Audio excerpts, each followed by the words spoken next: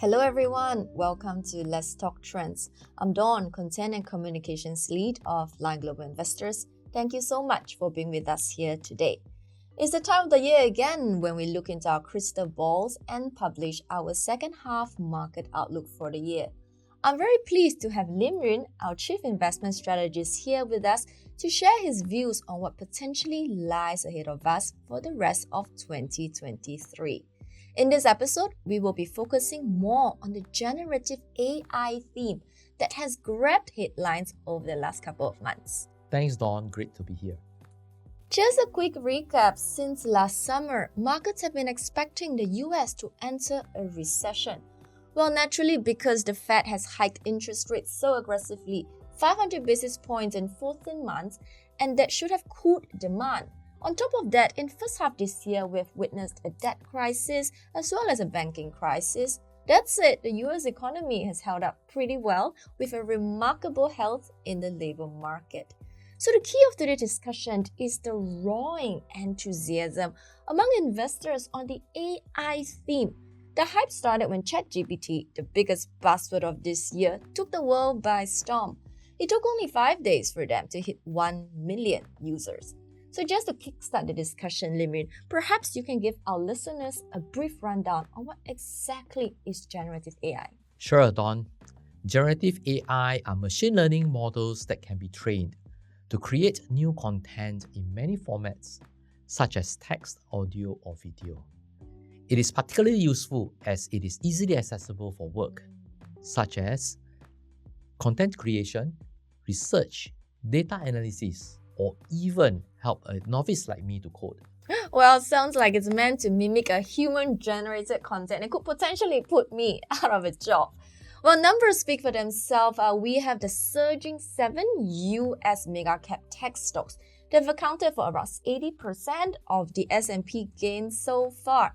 We've seen Nvidia's block numbers sending the shares to an all-time high in May this year, up 190% in first half. So perhaps we are seeing this fear of missing out, or FOMO as we call it, as investors scramble to put exposure on. So the trillion-dollar question to you is, how sustainable is this rally? Is any part of it speculative, or as we say, FOMO kicking in? Sure, there's some elements of FOMO kicking in. The AI theme is currently dominating markets and driving a rally in related stocks, especially large-cap technology stocks.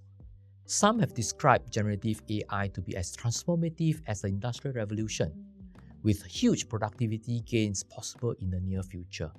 We have no doubts that the adoption of AI would drive innovation and boost productivity in certain industries, but the rally in some stocks have already priced in optimistic assumptions for future growth.